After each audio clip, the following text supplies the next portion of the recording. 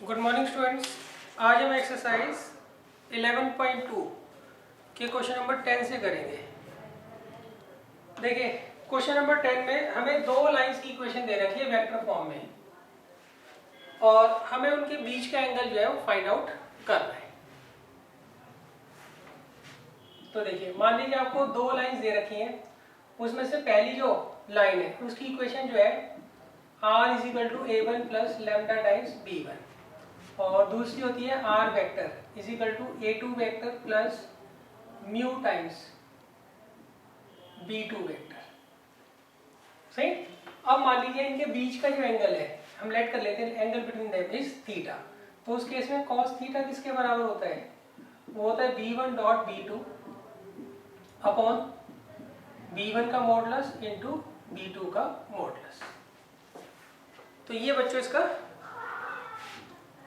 Formula है जो हमें यूज करना है। मान लीजिए आपको दो लाइंस दे रखी हैं, उनके बीच का हमें एंगल निकालना है। तो हम क्या करते हैं उनके जो बी वेक्टर होता है दोनों का, उनके बीच का एंगल निकाल लेते हैं। दो लाइंस दे रखी हैं, उनके बी वेक्टर्स के बीच का जो एंगल होगा वही क्या होगा, उन दोनों लाइंस के बीच का एंगल होगा। अब देखिए इसके फर्स्ट पार्ट में उन्होंने दे रखा है vector r is equal to 2y minus 5j plus k plus lambda times 3i plus 2j plus 6k और दूसरा वेक्टर दे रखा है हमें vector r is equal to 7i minus 6k plus mu times i plus 2j plus 2k। अब देखिए कैसे करेंगे हम। ये हमें दोनों लाइंस की बच्चों इक्वेशन दे रखी है। तो देखिए ये a1 है, ये a2 है, ये b1 है और ये b2 है। तो पहले हम क्या करते हैं, लेट करते हैं let angle between this line and this line is theta। तो therefore cos theta किसके बराबर आएगा, b1 dot b2 upon b1 का मॉडुलस इंटू b2 का मॉडुलस। क्लियर है? तो आप यहाँ पे निकाल लीजिए b1 क्या दे रखा है हमें, b1 वेक्टर दे रखा है 3i plus 2j plus 6k और b2 वेक्टर दे रखा है हमें i plus 2j plus 2k। तो देखिए कैसे करेंगे, करिए इनका डॉट प्रोडक्ट कितना आएगा, 3 i को i से करते हैं, j को j से करते हैं और k को k से। सही। Upon under root. इसका मॉडुलस कैसे निकालोगे, 3 का स्क्वायर प्लस 2 का स्क्वायर प्लस 6 का स्क्वायर और इसका बच्चों 1 का स्क्वायर 2 का स्क्वायर 2 का स्क्वायर। तो कितना आ गया ये 7 19 अपॉन ये तो 7 आ गया और ये 3 आ गया। तो cos थीटा किसके बराबर आ गया, 19 अपॉन 21 के। तो डेट इम्प्लाइज थीटा किसके बराबर आ गया, cos इनवर्स 19 अपॉन 21।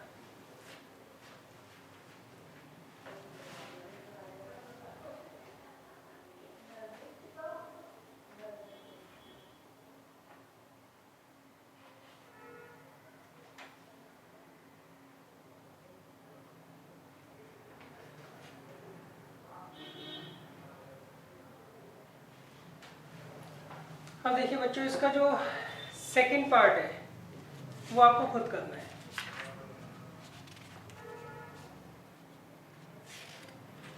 अब देखिए इससे नेक्स्ट क्वेश्चन जो है वो भी यही है बच्चों, बस उसमें हमें क्या करना है,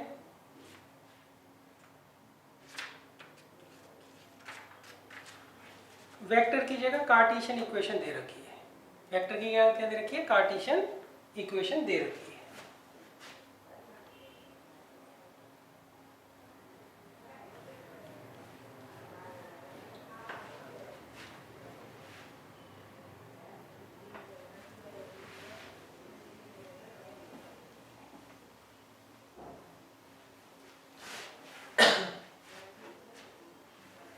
तो देखिए यहाँ पे हमने क्वेश्चन नंबर 11 में हमें दो लाइंस की इक्वेशन दे रखी है, मगर वो किस फॉर्म में दे रखी है बच्चों, वो हमें दे रखी है उन्होंने कार्टेशियन फॉर्म में, और हमें क्या करना है, उनके बीच का जो है एंगल वो फाइंड आउट करना है।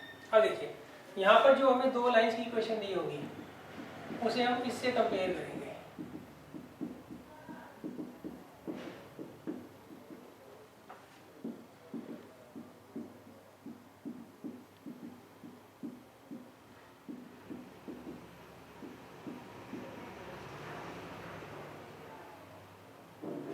क्लियर है? अच्छा, ये जो लाइन है वो किस लाइन को रिप्रेजेंट करती है, जो x1, y1, z1 पॉइंट से पास होती है, सही। और इस लाइन के पैरेलल एक वेक्टर होगा जिसकी डायरेक्शन रेशियोस a1, b1 और c1 है, सही।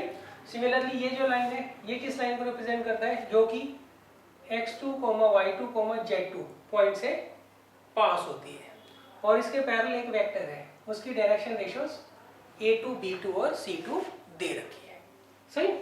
अच्छा, अब मान लीजिए इनके बीच का एंगल जो है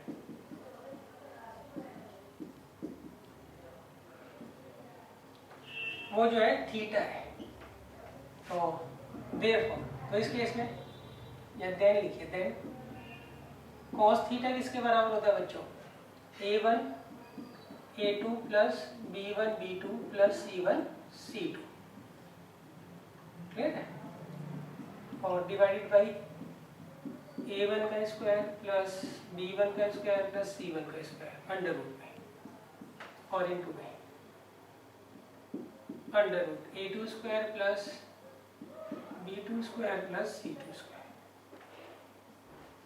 क्लियर। ये होता है बच्चों। मान लीजिए ये दोनों लाइन दे रखी हैं, इनके बीच का एंगल थीटा है, तो cos थीटा इसके बराबर।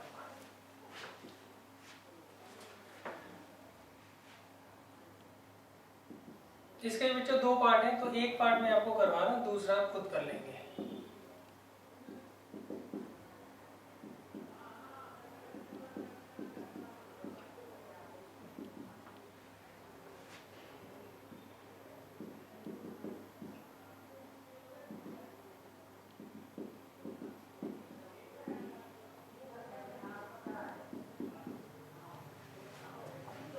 तो देखिए कैसे करना है इसको। हम क्या करते हैं, लेट करते हैं, late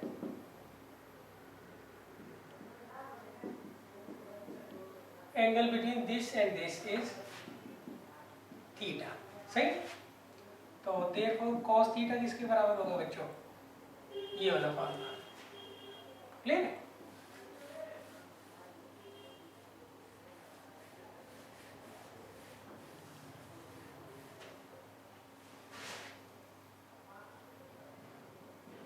a1 a2 plus b1 b2 plus c1 c2 divided by under root a1 का स्क्वायर प्लस b1 का स्क्वायर प्लस c1 का square into under root a2 square plus b2 square plus c2 square का modulus, clear है। तो अब देखिए यहाँ पर a1 b1 c1 तो ये है, a2 b2 c2 ये, तो मैं लिख देता हूँ a1 तो है 2, a2 है -1, b1 है 5 और b2 है 8, c1 है -3 और c2 है 4। तो अब देखिए यहाँ पुट कर देंगे हम, a1 a2 क्या होगा -2, b1 b2 क्या होगा +40, c1 c2 क्या होगा -12, और ये a1 का स्क्वायर प्लस b1 का स्क्वायर प्लस c1 का स्क्वायर, a2 का स्क्वायर प्लस b2 का स्क्वायर प्लस c2 का स्क्वायर। ये कितना आ जाएगा? 40 माइनस 18 कितना होता है? सॉरी 40 माइनस 14 बनेगा ये 26, और ये √38 और ये 9। क्लियर बच्चों? तो ये आ जाएगा cos theta is equal to 26/9√38। तो that implies theta is equal to cos inverse 26/9√38।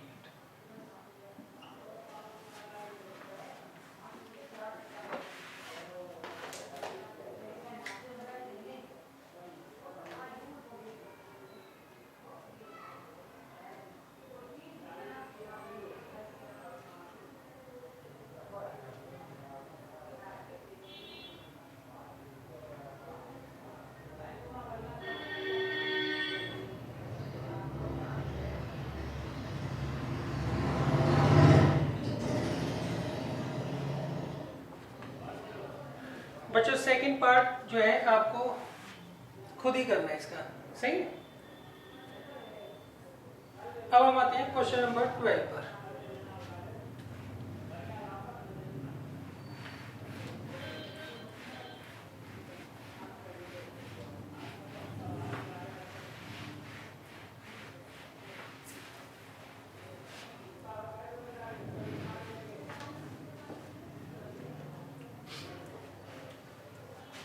देखिए क्वेश्चन नंबर 12 में उन्होंने कहा है find the values of p। हमें p की वैल्यू निकालनी है और हमें दो लाइंस की इक्वेशन दे रखी है और उनके बीच का जो एंगल है वो 90 डिग्री का है। इन्होंने कहा आपको दो लाइंस की इक्वेशन दे रखी है, दोनों परपेंडिकुलर है, राइट एंगल पर है एक दूसरे के साथ, तो हमें p की वैल्यू जो है यहाँ पर फाइंड आउट करनी है। अब पहली जो लाइन दे रखी है उसकी इक्वेशन हमें ये दे रखी है और दूसरी की इक्वेशन दे रखी है हमें 7 - 7x/3p is equal to y - 5/1 is equal to 6 - z/5।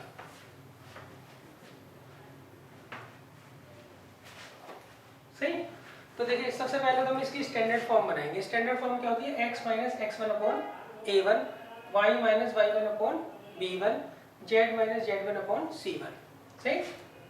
x - x2/a2, y - y2/b2, z - z2/c2। ये होती है स्टैंडर्ड फॉर्म। सही? मैं लिख देता हूँ।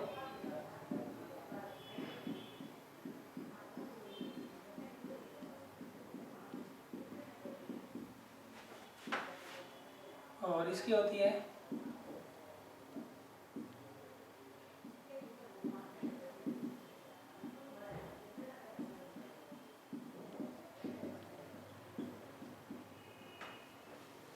ठीक है। तो इस फॉर्म में हम क्या करते हैं, पहले इसको कन्वर्ट कर देते हैं। तो इसके लिए मैं यहाँ से माइनस कॉमन लूंगा तो वो माइनस नीचे चला जाएगा। सही? यहाँ से 7 कॉमन लूंगा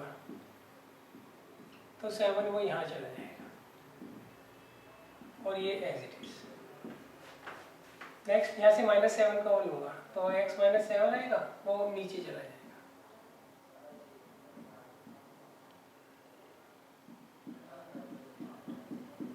यहाँ से माइनस कॉमन लूंगा तो वो माइनस नीचे चला जाएगा। क्लियर है?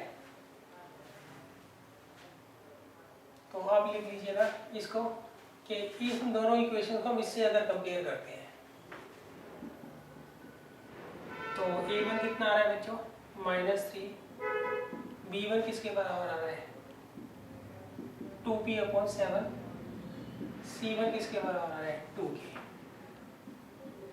a2 आ रहा है -3p/7, b2 आ रहा है 1k और c2 आ रहा है -5k। सही? तो हम यह लिख देंगे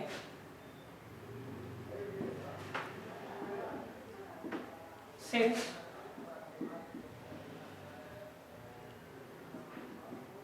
line 1 and line 2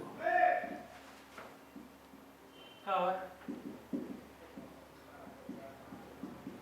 perpendicular to each other, therefore a1 a2 plus b1 b2 plus c1 c2 किसके बराबर होगा? 0 की। सही? तो इसे कर लीजिए, कितना आएगा?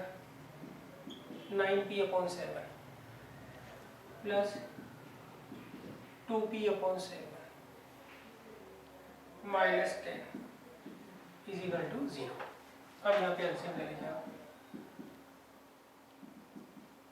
तो p कितना आएगा? 70/11। तो इसका मतलब p की वैल्यू क्या आ गई यहाँ पर? 70/11।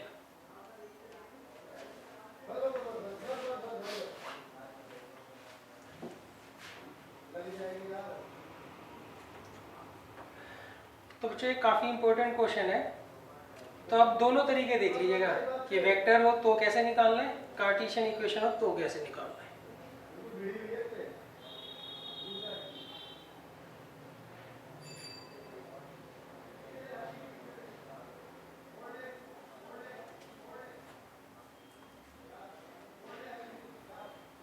अब देखिए क्वेश्चन नंबर 14 से लेके क्वेश्चन नंबर 17 तक, यहाँ पर हमें क्या करना है? दो लाइंस के बीच का शॉर्टेस्ट डिस्टेंस निकालना है। सही? अच्छा एक बात ध्यान रखना, अगर आपको दो लाइंस के बीच का शॉर्टेस्ट डिस्टेंस निकालना है तो आप हमेशा ये प्रेफर करना कि आप उसको वेक्टर फॉर्म में ही निकालें। कार्टेशियन फॉर्म में इसका फार्मूला जो बड़ा अटपटा सा है। सही? तो आप उसको ट्राई ना करें।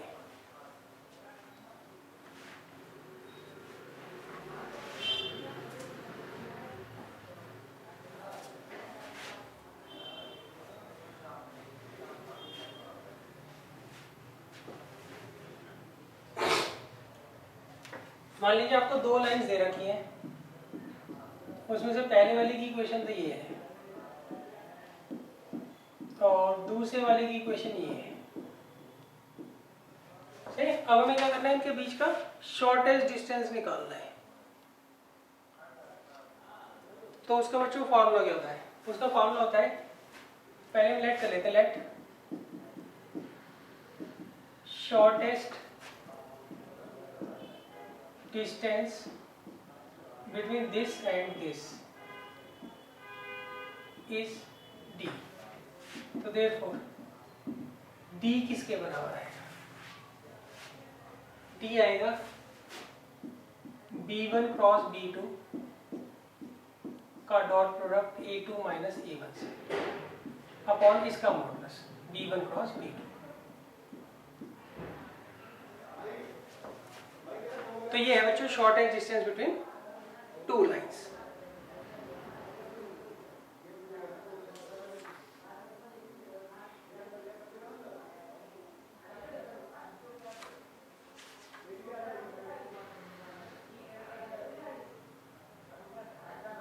अच्छा अब अगर मान लीजिए दोनों लाइंस पैरेलल हो,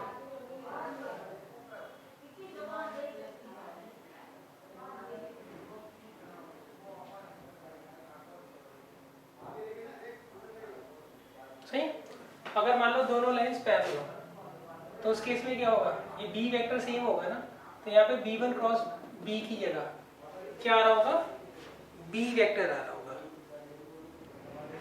सही? और यहाँ पे क्रॉस आ रहा होगा। तो मैं लिख देता हूँ,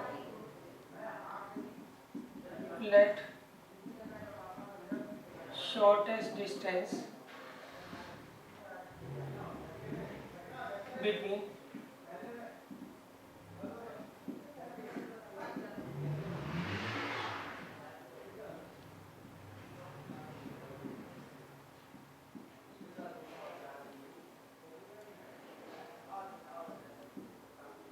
same is d।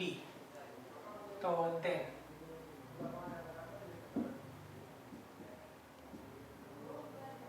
d किसके बराबर आता है? वो आता है b cross a2 minus a1 upon b का मॉडुलस।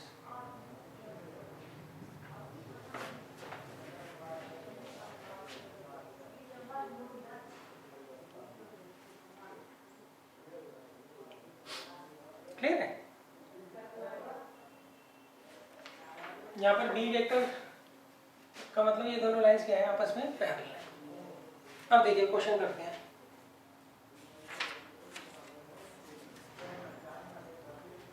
क्वेश्चन देखिए 13 तो आप खुद कर लीजिएगा, क्वेश्चन नंबर 12 और क्वेश्चन नंबर 13 दोनों क्या है, सेम है, तो ये आपकी खुद की जिम्मेदारी है। अब देखिए क्वेश्चन नंबर 14 में आपको एक लाइन दे रखी है r equal to I plus 2j plus K plus lambda times I minus J plus K, और दूसरे में r दे रखा है 2i minus J minus K plus mu times 2i plus J plus 2k। अब देखिए हमें क्या करना है, इनके बीच का शॉर्टेस्ट डिस्टेंस जो है वो फाइंड आउट करना है। क्लियर? तो आप कंपेयर करके पहले a1 a2 b1 b2 देख लीजिए क्या आएगा। i प्लस 2j प्लस के, ये तो a1 आ गया। a2 2i minus J minus के, b1 वेक्टर आ गया बच्चों i minus J plus K, और b2 आ गया 2i plus J plus 2k। Clear है? अब फाइंड आउट करिए पहले b1 क्रॉस b2। कैसे निकालेंगे बच्चों, पहले आई जे के लिखेंगे डिटरमिनेंट में, फिर b1 के आई जे के कोफिशिएंट, फिर b2 के आई जे के कोफिशिएंट। अब इसे सॉल्व करिए। आई माइनस 2 माइनस 1 2 और 2 0 के 1 प्लस 2 तो कितना आएगा, minus 3i minus 0j plus 3k। Clear है?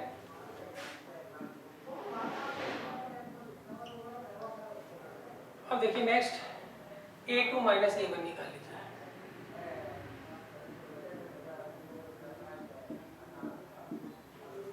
तो देखिए a2 minus a1, 2 minus 1 1, minus 1 minus 2 minus 3, minus 1 minus 1 minus 2। Clear है? अब देखिए इस फॉर्मूले को लगा दीजिए।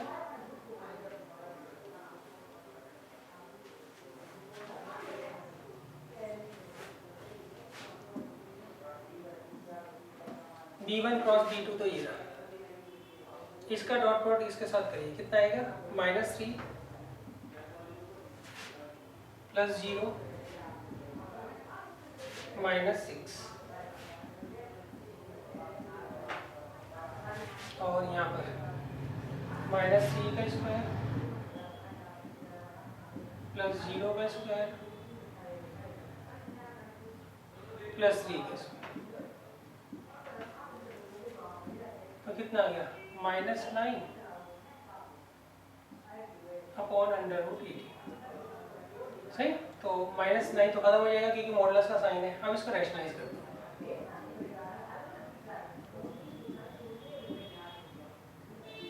तो 9 रूट 18 अपॉन 18, तो रूट 18 कितना होता है, 3 रूट अपॉन 2। आगे क्या लगा देंगे, यूनिट।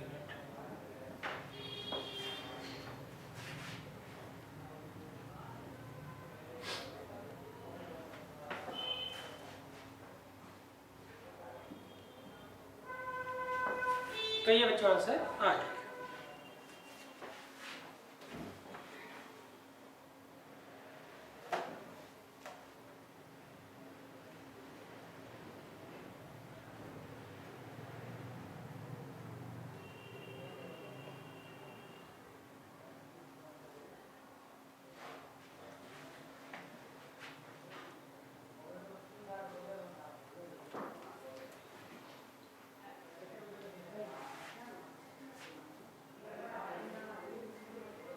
अब देखिए इसके बाद मैं आपको कराता हूँ क्वेश्चन नंबर 17।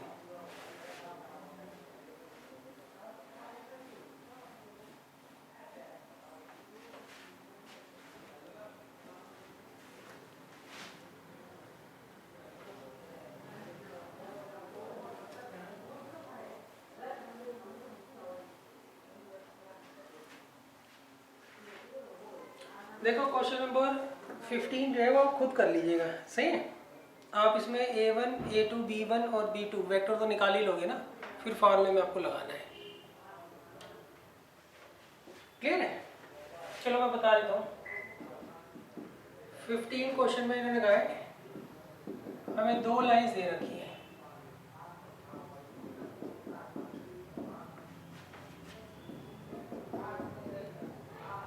हमें क्या करना है, इनके बीच का शॉर्टेस्ट डिस्टेंस फाइंड आउट करना है।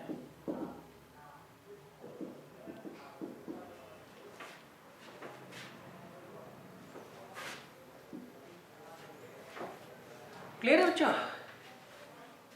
तो अब देखो A1 वेक्टर तो इनसे बनता है x1 y1 z1 से, सही। यहाँ पर x1 कितना है -1, y1 कितना है -1, z1 कितना है -1। A1 कितना है 7, B1 कितना है -6, C1 कितना है 1। क्लियर?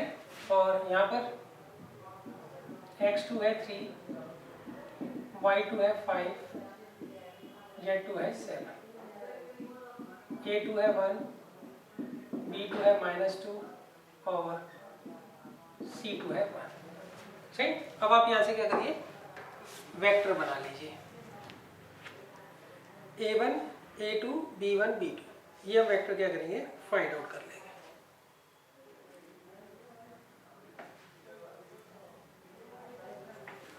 क्लियर है?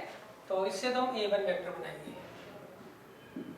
तो क्या आएगा -1i, -1j, -1k। a2 vector 7i, -6j, +1k। Clear है? ये मत लिख कर आना आप, सही है, ये रफ में लिख देना, आप सीधा ये लिखना, ये तो बहुत टाइम लग जाएगा इसमें। ओहो, ये बच्चों b1 वेक्टर था, सही। और a2 वेक्टर, a1 a2 तो पॉइंट से बनता है, b1 b2 डायरेक्शन रेशियो से बनता है।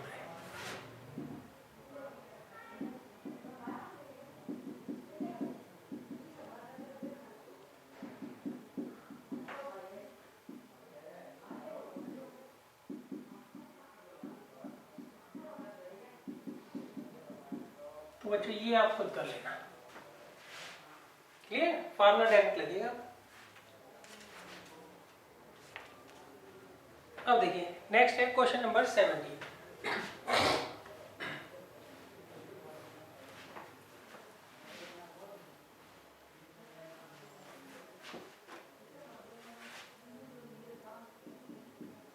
देखिए क्वेश्चन नंबर 17 में लिखा है find the shortest distance between these two lines.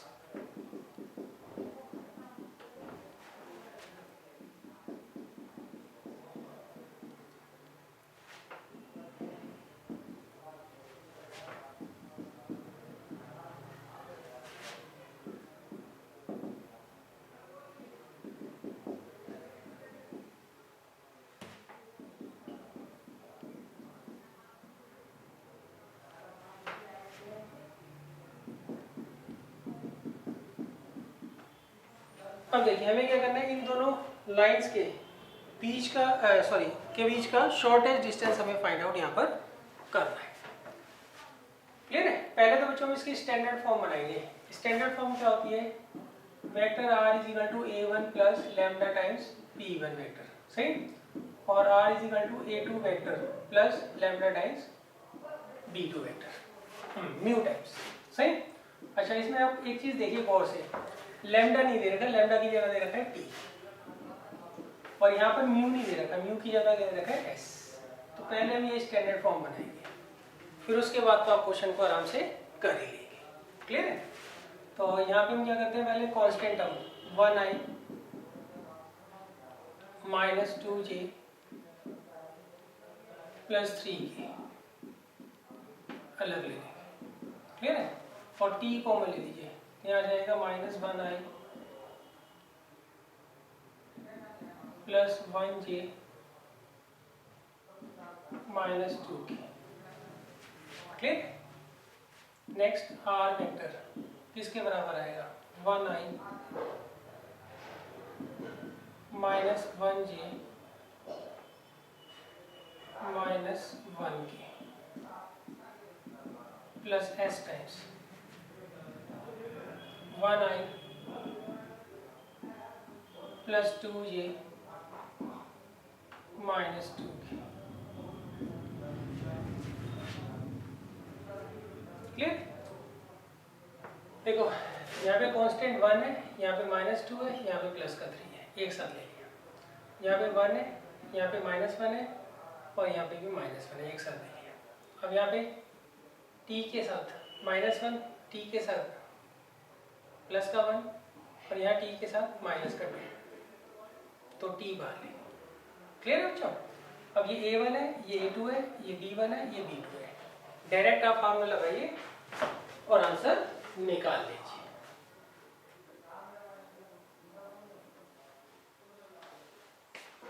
तो बच्चों तो काफी इजी क्वेश्चन है, तो ये आपको खुद ही करना है, क्लियर है। अब देखिए नेक्स्ट है, ये इकलौता क्वेश्चन है। यहाँ पे आपको शॉर्टेज डिस्टेंस निकालना है दो लाइंस के बीच में, मगर वो दोनों लाइंस क्या है, आपस में पैरेलल है, सही। तो उस केस में b1 b2 वेक्टर नहीं होता है, अकेला b वेक्टर होता है, ये आप ध्यान रखना। ये है एग्जाम्पल 12। इससे पहले जितने भी एग्जाम्पल है वो आपको खुद करने हैं।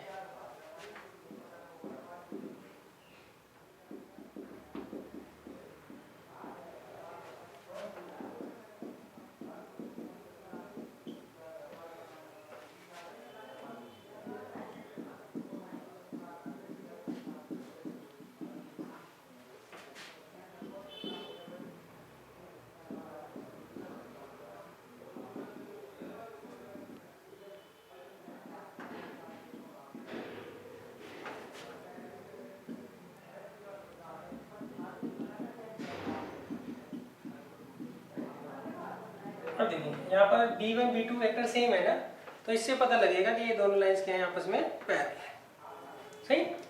अच्छा, इनके बीच का जो शॉर्टेज डिस्टेंस होता है वो d मान लीजिए। तो d इस केस में किसके बराबर होता है, वो होता है b cross a2 minus a1 divided by modulus of b vector,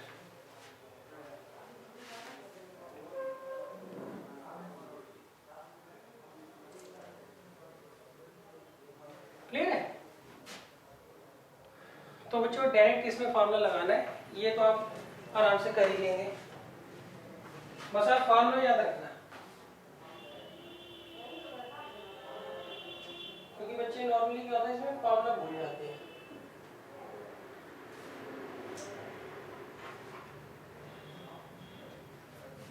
clear है। चलो मैं आपको करवा देता हूँ क्वेश्चन। यहाँ पर देखिए a1 किसके बराबर है, a1 है i plus 2j minus 4k और a2 है 3i plus 3j minus 5k और b वेक्टर है 2i plus 3j plus 6k, clear है। तो अब देखिए पहले a2 माइनस a1 निकाल लेते हैं।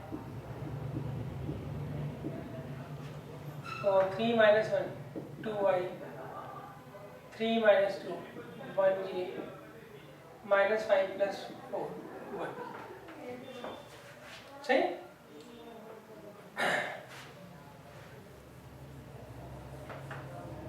अब हमें क्या करना है, सबसे पहले b का क्रॉस प्रोडक्ट निकालना है किसके साथ, a2 माइनस a1 के साथ। तो यहाँ हम लिखेंगे i j k और b वेक्टर में रखा है 2 3 6 के और a2 माइनस a1 2 -1 -1 की। सही, इसे सॉल्व कर लीजिए आप। तो कितना आएगा, -3 +6 जी, -2 -12 की, -2 -6। तो देखिए कितना आ जाएगा, 3i -14j -8।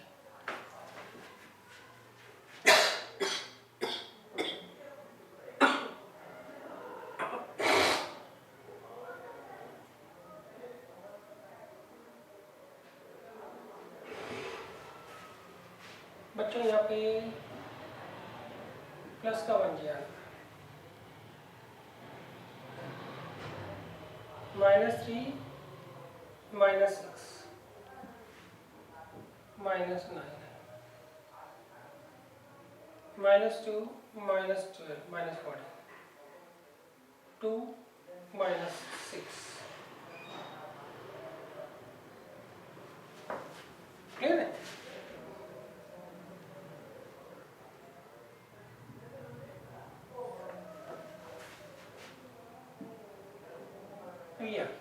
क्लियर है?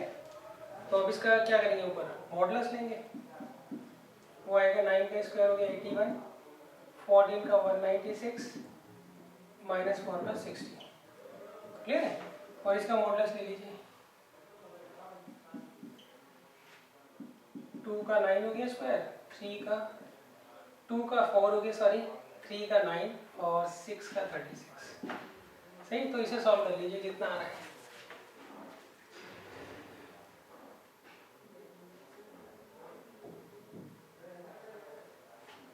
293 और नीचे 7। तो इतने यूनिट हमारा आंसर आ जाएगा।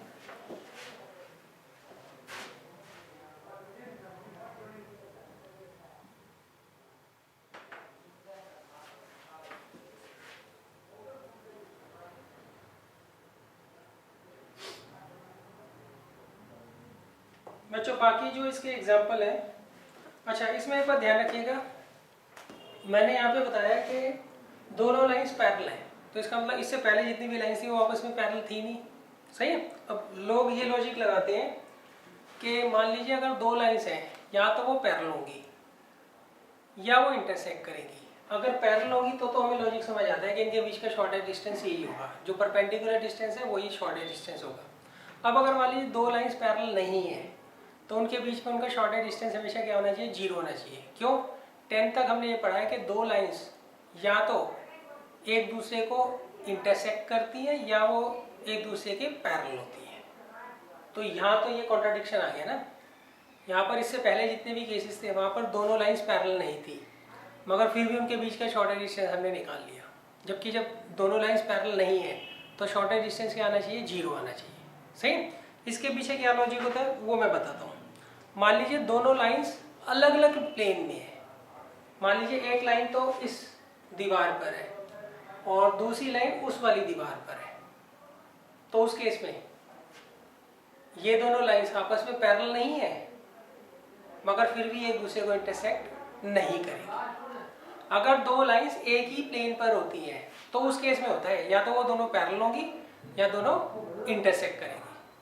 अगर दो लाइंस हैं दोनों अलग अलग प्लेन में है, प्लेन जो है आपका अगला टॉपिक है, नेक्स्ट एक्सरसाइज जो है वो प्लेन की है। सही?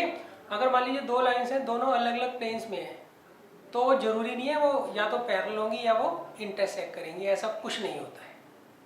क्लियर है? दो लाइंस हैं दोनों अलग अलग प्लेन पर है तो उस केस में हो सकता है वो एक दूसरे को इंटरसेक्ट करे ही ना, जरूरी नहीं है।